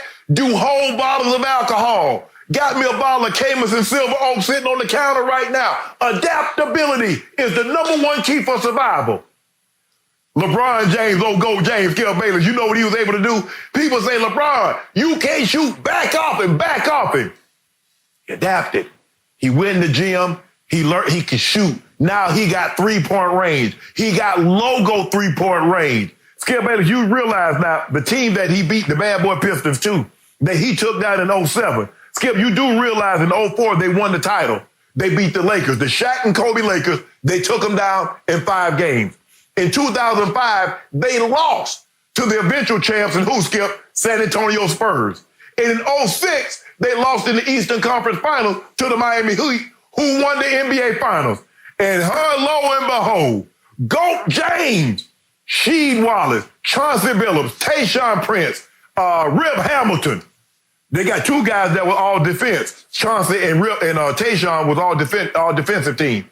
And Goat James, with nobody else to speak of on that roster, took them down. So if you're telling me what would have happened to LeBron James in the 80s had he gone up to the, I don't really like to do hypotheticals, are you going to tell me he going to have him a wingman like Scottie Pippen? Because if you're going to tell me he's going to have the same roster that he had in 07 with those Bad Boy Pistons, he wouldn't have done very much. Just like Michael didn't do anything until he got Scottie. Skip Bayless wants people to believe. Skip, this is why I got a problem with you. You want to make people think that Michael Jordan pole vaulted the Big 3 Celtics, pole vaulted the Bad Boy Pistons all by himself when you know he didn't do that. So I would have no problem. LeBron James broke up a lot of dynasties. He broke up the Bad Boy Pistons too. He broke up the Big 3 Celtics. He broke them up when they went to Jersey. You know that. And he forced the Warriors. The Warriors went and got KD, bed KD up in the Hamptons. I don't even know how they got in there because the Hamptons is a private. You know, you got to have security. You got to have a special code to get up in there. And they came in and interrupted that man's vacation. So Goat James would have had no problem, Skip. How did the mailman do, Skip? So you talk about a guy that's 6'9", built like mailman, and can handle the ball like Magic. He would have been just fine. He probably would have got through a lot sooner than what Magic did. Or Michael did. Now that you're talking about it, Skip Bayless, they wouldn't have had the reign as long as they had Goat James been in the late 80s. Shannon Sharpe, you know, what? And I know, that from the bottom of your heart, you know, your man, Goat James, the phony goat, the faux goat, would have gotten terrorized and humiliated by the Bad Boy Pistons 10 years before he had the, 48-point game in double overtime against the second generation of Pistons. They were at the end of their run, at the end of all that we knew of greatness in Detroit. They were all aging players. And that night that LeBron scored his 48 in 2 overtimes, remember what happened? Antonio McDyess, who was their rim protector, got tossed early in the game. And then Rasheed Wallace went haywire at halftime and quit on the team in the second half. And all of a sudden, it was a super highway to the basket for quote-unquote Goat James. Now back to the Bad Boy Pistons, the real Pistons, the heartbeat of that city, Pistons. They played football, and they realized early on the rules allowed them to play football against Michael Jordan. And I love the John Sally quote because I love John Sally. He said last night on the documentary that you had to stop him, meaning the original 23, before he took flight because, you know, he's not human. That's what they thought. He's not human. Everybody knows that LeBron is all too human, but not this guy at that moment. Dennis Rodman said in the documentary, we tried to physically hurt Michael Jordan. And then Sally said again last night on SportsCenter after the documentary that we were essential to Michael becoming Michael because if he could get through us, he could get through anybody. And Sally went on to put in perspective, in those days, superstars didn't get special treatment. Nobody got special treatment, and nobody tried to flop. Flopping was not allowed. It was against the unwritten rules of basketball. That got brought in by some of the great Euro players, and I will give you this, starting with Manu Ginobili. They taught everybody how to soccer flop. But back in those days, late 80s, against the Pistons, you had to take it and get back up and take it again and get back up. And it was a great point that Michael had to teach everybody. We can't fight back because once we start fighting with them, they got us because we're off our game. We're distracted. We're playing their game. And it wasn't until Rodman shoved Scotty into the first row that Scotty just sat there and looked around and said, okay, that's fine.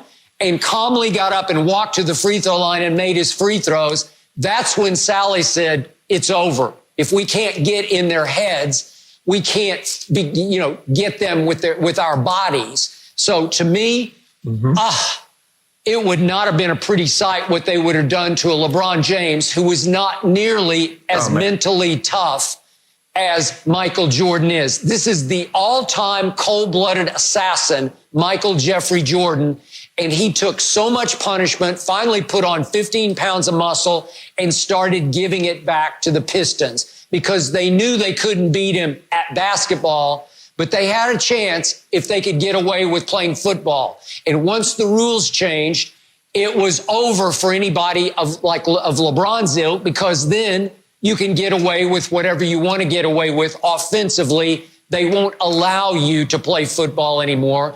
And can you imagine? They would have figured out on LeBron, well, he's a lousy free throw shooter for a quote-unquote superstar.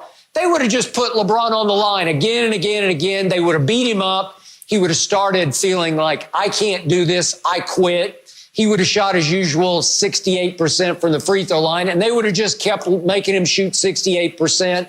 The three-point shot was not valued or favored at that point, so it wasn't a thing yet. So I don't think LeBron could have even leaned on, I'll just pull up and shoot some 30-foot three so that nobody can criticize me. So I'm sorry, Shannon. It would have gotten very ugly for LeBron James, late 80s versus Bad Boys. I love how you try to do LeBron, because you said these Bad Boy Pistons, too, were on their last leg. But you forget that the Pistons were the original Bad Boy Pistons had battled the Celtics for 3-4 straight years in the Eastern Conference Finals. They were on their last leg because, as a matter of fact, Skip, did they even make it to another Eastern Conference Final after they lost to the Bulls in 91? Did they ever make it to another one? No. I told you that was the end of them. Yeah. So Michael got the end of them. Oh, so that's what he did. He got the Bad Boy Pistons on their last leg. Now he ended them. So LeBron, he got the Bad Boy Pistons too on their last legs. Michael Jordan ended the original Bad Boy. Stop that, Skip. You remember the Celtics that thought they had broken LeBron James when they won Game 5 in Miami? You remember that? All that Kevin Garnett and Paul Pierce bumping them gums. And then all I saw, my man had his hands. Skip, you saw it. He was leaning down, had his hands on his shorts, and his eyes were shifting left to right.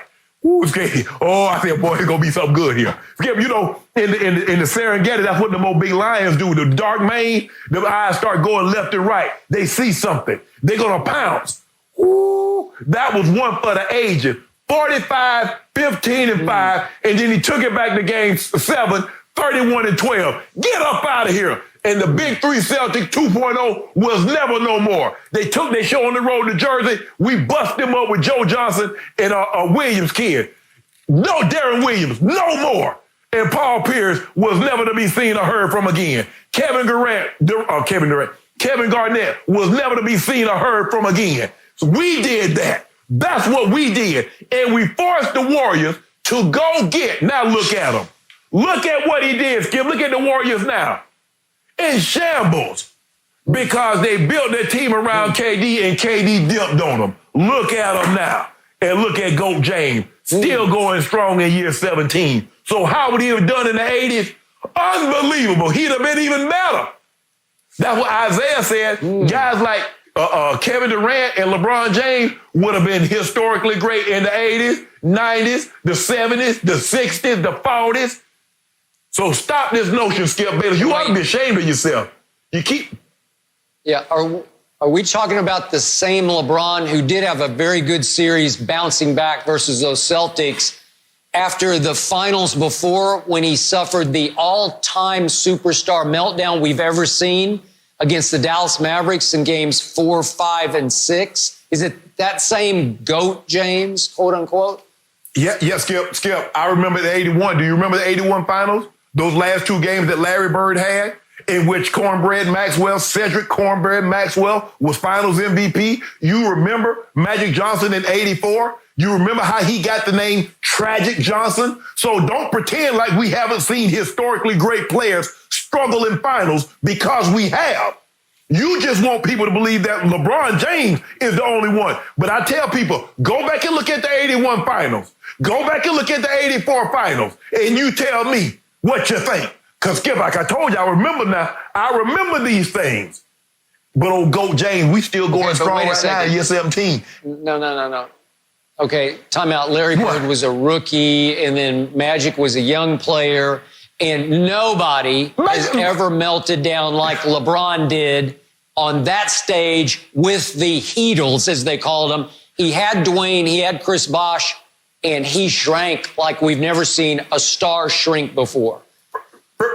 First of all, Larry Bird was not a rookie. Larry Bird's rookie season was 79-80. He won the finals in 81. Maxwell was the finals MVP. And Magic Johnson was not a rookie. Magic Johnson was 5 years into the league when he had that bonehead play. Skip, stop this. Stop this. You need to stop. No. I need you to stop this right now. LeBron would have been just fine, Jenny. Don't let Skip try to convince you. Enough for now, guys. No mercy. The Patriots traded out of their first-round pick and ended up taking 10 players in the draft over the weekend. Bill Belichick did not draft a quarterback and afterwards said that it wasn't by design, but that's how things happen to play out. So, Shannon, please give Belichick a letter grade for me on his draft. C-. What the hell you mean, Skip? They're 255, 260 players. You got draft picks and you talking about it's not how it played out. You move back up to get to draft a player. Teams move up and down, Skip. When they want a player, they move up to get him. So if you wanted a quarterback, Skip, this was by design. He made sure he did not get a quarterback. It seems to me he's moving ahead with Stead, as he calls him. But, Skip, it seems to me that they loaded up on the defensive side of the football and they're going to play the brand of football that they played last year. Because if you look at it, Skip, how many games can you honestly say Tom Brady won them last year? He says every time that a team got over 17 points, we lost. So if we can keep a team to below 17, why can't Stead win a few games for us? And I think, Skip, it looks to me that they're getting younger because they went defense the first 3 picks. They went Doug out of Lenore Ryan, they went Uche out of Michigan, and they went Jennings out of Alabama. So it seems to me they're getting younger because they were the oldest team on both sides of the football last year with age of almost 30. So it seems to me, Skip, they're going to gear up to play defense again.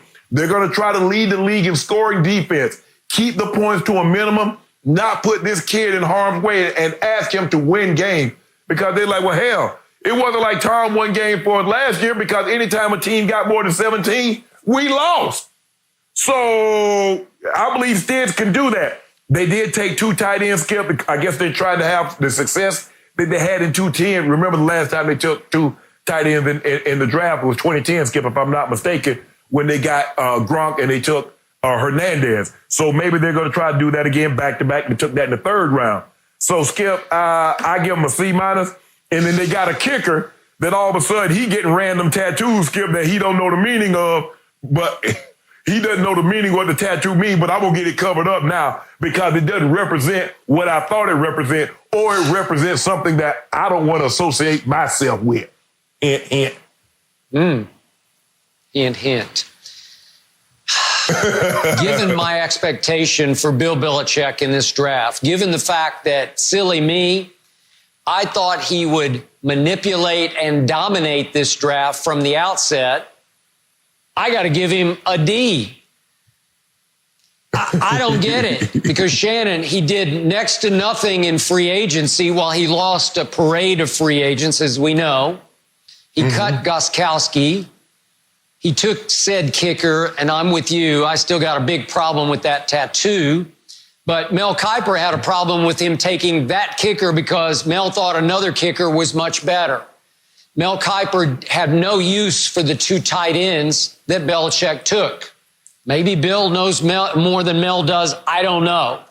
But I kept waiting for maybe a quarterback, so he passed on Jordan Love because he traded out at 23 in the first round where he could have taken him. And then Jalen Hurts, no. And then Bo Eason, he had 3 shots at Bo Eason in the 3rd round before he went in the 4th. And then that kid, James Morgan, that some people liked out of FIU, who went to the Jets in the 4th round.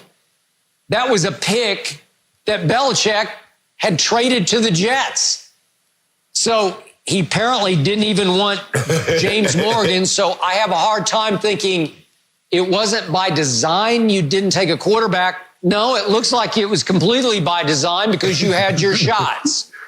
And then I look at the rest of the draft and, Josh Uche, I've always liked him. He would flash for me when I watch Michigan. So I'm going to give you a good mark on that grade. But Anthony Jennings for Alabama, I watched so much Alabama last year. He never caught my eye one time.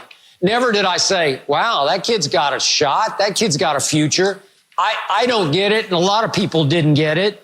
So we're back to Kyle Duggar's your first pick. And Shannon, you came from a smaller school, Savannah State. but this is Lenore Ryan. And I don't know. I would suggest that your Savannah State, what were they, the Tigers? Is that what they are? I think they're Tigers. With Tigers, that they played, Tigers, they played a tougher schedule when you were at Savannah State than Lenore Ryan is playing now. So, again, I could project Shannon Sharpe as a dominating smaller school player than I could Kyle Duggar as sort of a jack of all trades in the secondary where he can play safety, he could play some slot corner, he could play some linebacker. I'm sure Belichick can use him a lot of different ways, but there's some risk when you take Lenore Ryan because are you sure he's going to translate? Well, that was your first pick that you made, albeit in the second round. Yeah, and I'm thinking, gee, did you get significantly better on draft week? No, I don't see it. I'm sorry, Shannon. I think Belichick is in trouble going into next year.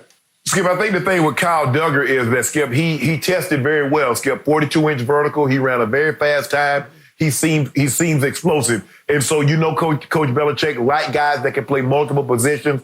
He likes, if you notice, Skip, he'll get a guy out of Alabama because Coach Saban, he'll jump in 3-4. He'll play the 43. So he needs guys that are versatile, guys that can rush from a lot of different positions. So I'm not surprised that he took Anthony Jennings because he likes those Alabama-type guys. But what I've noticed about Coach Belichick, Skip, he likes to get guys that you and I think, well, who is that guy? Or a lot of people are like, well, who is that guy? When he took Gostkowski, hell, nobody knew who he was. And he's just the all-decade kicker. Malcolm Butler. Like, Malcolm Butler?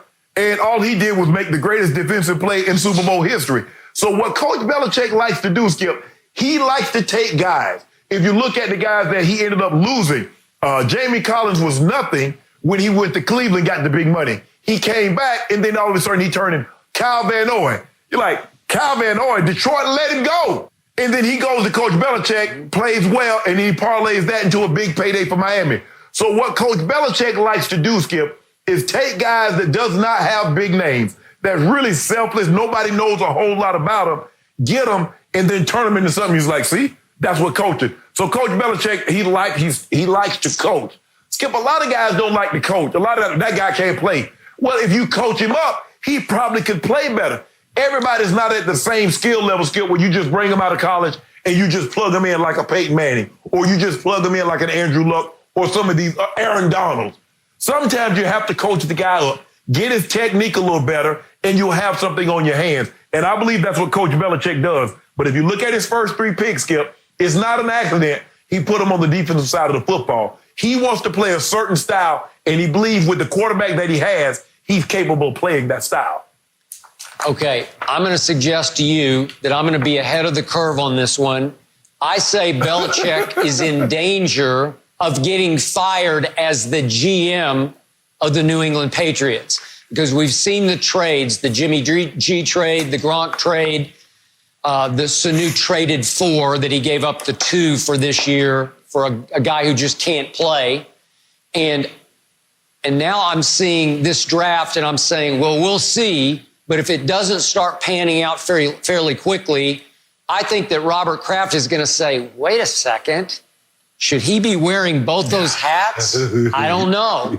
And then my final point to you, Shannon Sharpe, is you have made me a bet that New England will finish better next year, have a better record than Tom Brady's Tampa Bay. And I'm sorry, I love that bet. I gave you a chance the other day. Do you want out of it for just 1 case instead of 5? And you said you'd sleep on it. I'll make that bet again, or I'll give you that offer again. If you want out, you can have out for 1 case right now. But Skip, there's still a possibility we might get Cam or Andy Dalton. And so I'll feel a little better if we were to get Cam or Andy Dalton. So, But Coach Belichick, Skip, it ain't looking good. And you, true story, Skip, Lenore Ryan tried to recruit me when I was coming out of high school.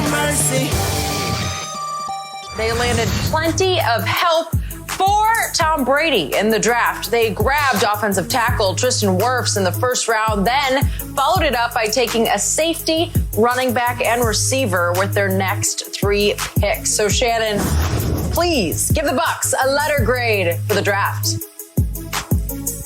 Skip, I gave him an A because they took care of the most important need, and that was get protection for Tom Brady. Wow. And they moved up to get their guy. Skip, they only moved up one spot to get their guy, but they wanted to make sure they get their guy. That's also what Aaron Rodgers has said. So you moved up to get your guy, huh?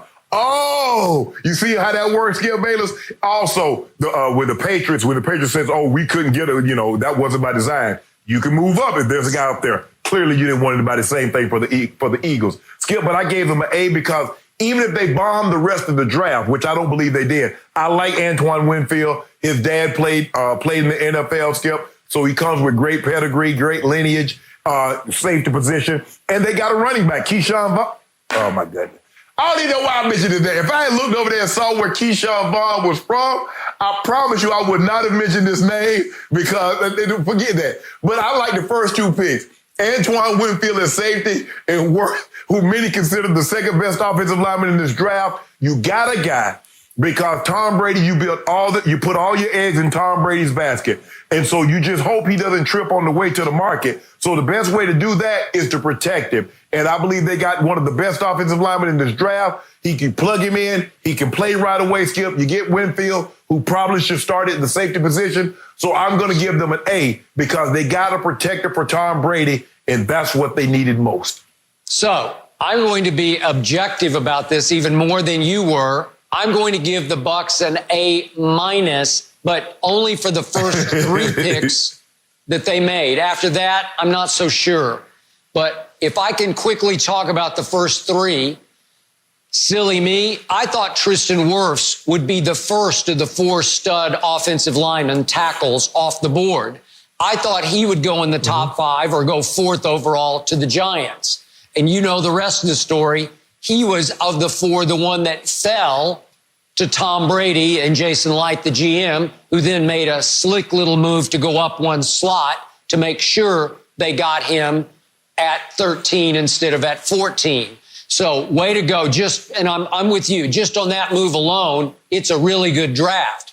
But Antoine Winfield Jr., chip off the old block, is a playmaking little stud. He's only about 5'9", but he just makes plays. He's always around the football. That's what they needed, a playmaker in their secondary. And I believe he will take over that secondary quickly. And I believe he will be the quarterback of that secondary very quickly and start being the flash player that you see make play after play after play. Now, let's get to the real pick here that everybody is anxious for me to talk about. And that is a little man from Vanderbilt University. And by the way, Vanderbilt still has 11 players starting in the National Football League. That's pretty good. This might just be a steal in the third round because I watched every snap that Keyshawn Vaughn took at Vanderbilt. He's from Nashville. He started at Illinois, came back to Nashville, sat out a year, and he went for 1,300 yards and then 1,000+ yards last year for a woeful offense in the SEC. Shannon Sharpe, the Vanderbilt fight song is called Dynamite, and this man is dynamite. This little man is hard to get on the ground at maybe, 6 feet? No, he's more like 5'11", probably 215. And he timed 4.5, but trust me on this, he runs faster with the ball under his arm than he timed. And he just lit it up in the SEC. And I am shocked he was still there in the third round. He can also catch it. Tom Brady is going to love Keyshawn Vaughn. And it's a name that just trips off your tongue. I love the ring of Keyshawn Vaughn. So Vanderbilt goes to Tampa Bay, and Tom Brady is going to go, thank you. I got my protector, probably my right tackle. We got a quarterback of our defense, and I've got a little man who's going to do James White-ish kind of things for me in Tampa. Way to go, Jason Light, you scored. Yeah, I'm glad you got that because I just got a text. Somebody says Keyshawn Vaughn is with Clutch Sports. So he clutch. So I guess he all right. Oh. Uh-huh. So you have come around too. You are now on the Keyshawn Vaughn train, thanks to Rich Paul and Maverick Carter and all that. So now Shannon loves you, Keyshawn. Way to go. He got to be good people, Skip. And they got Tyler Johnson, who was from Minnesota, the wide receiver. Now, you love the slot guy that they have in place, but it seems to me what BA is doing, Skip, he's bringing a bunch of these guys in. He go, hey, we're going to compete. We're going to have competition. Come training camp, we're going to have competition, and I'm going to make sure I got the best 11 and the best 11 defenders on the football field. There is no more of this, well, this guy got to play because he's making X amount of dollars. Because what he's shown you is that you're going to earn your keep here. That's one thing I do know about BA. You're going to earn your keep, Skip. Now, they got Tom Brady in place, and a lot of people, they have high expectations. Tampa hadn't had these expectations basically since Gruden got there and what he parlayed that into a Super Bowl. They have those level of expectations again now, Skip. And so BA makes sure, says, okay, if we have these level of expectations, let's get people in place that can meet or exceed these expectations. I like what they did. Like you said, the first 3 picks, Skip, I believe they hit it out the park because they address needs. They not the best available. They got a need, and to make sure they got that need, they moved up, gave up a 4th-round pick to get it. Goats eat expectations like they're tin cans. They just eat them up. No mercy. Well, in a welcome letter to Tom Brady, the Tampa mayor, Jane Castor, lightheartedly apologized for Brady being kicked out of a local park by saying they had to investigate a goat sighting. And in a video to Bucs fans, Brady joked he has felt very welcomed by the community, with the exception of being kicked out of the park. So, Shannon, what do you make of both the apology and the response? Skip, in a situation like this, Skip, in situations like this, I don't take lightheartedly, and I don't think this is something to joke about. The last guy I remember making light of this COVID-19 was one Rudy Gobert. Skip, how did that work out? Look, I get it, and I understand the mayor's trying to say, Tom, but you don't make light of a situation, not something as serious as this. Just, and Tom should have known better. Everybody has a small part. Skip, we're not asking you to, look, it'd be great if one of us could come up with a cure. But our small part is, Skip, is to stay inside, is to protect others. Even though if you don't think you have it, you don't know. You might be asymptomatic and can pass it on. The small part that we're asking each individual to do is just to do your part. And Tom didn't do that. And so for the mayor to make light of this, I don't think it's very funny, and I don't think it's cute. Okay, I'm with you on everything you just said. I criticized Dak Prescott for appearing not to social distance and to appear to have a party at his house. Police got called to investigate, and I'll be just as hard on Tom Brady here. But at least, Shannon, he wasn't endangering anybody in the park. I think it was just him and maybe his trainer, Alex Guerrero. And I know that it's rampant now. They opened some of the beaches here in Southern California, down in Orange County over the weekend. Thousands flocked there. You saw all the draft choices, or most of them, did not social distance from friends and family at their draft parties that they had all weekend long. So I don't know. I can't get terribly worked up, but he did break a rule. And for the GOAT to break a rule, he needs to send a better message and set a better example than that. Skip, that's trespassing. If something is closed, I can't go on someone's property and say it's just me. If the property is closed, I can't say, well, it's just me. Everything's cool. No, you're wrong. All right. That is it for Undisputed, guys. All right. We'll be back same time tomorrow morning, 9:30 a.m. Eastern. Have a good day, guys.